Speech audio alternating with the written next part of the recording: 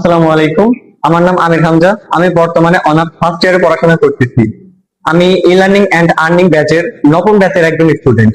আমি সর্বপ্রথম ধন্যবাদ দিতে চাই ই লার্নিং কে, তারা আমাকে এত সুন্দর ফ্রিল্যান্সিং কোর্সে সুযোগ করে দেওয়ার জন্য।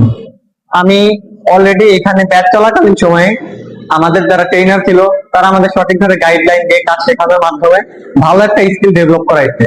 তো এর মাধ্যমে আমি ব্যাচ চলাকালীন সময়ে ইতিমধ্যে গ্রাফিক ডিজাইন এবং ডিজিটাল মার্কেটিং করে 5,000 টাকার উপরে ইনকাম করেছি, সেটা লোকাল মার্কেট থেকে।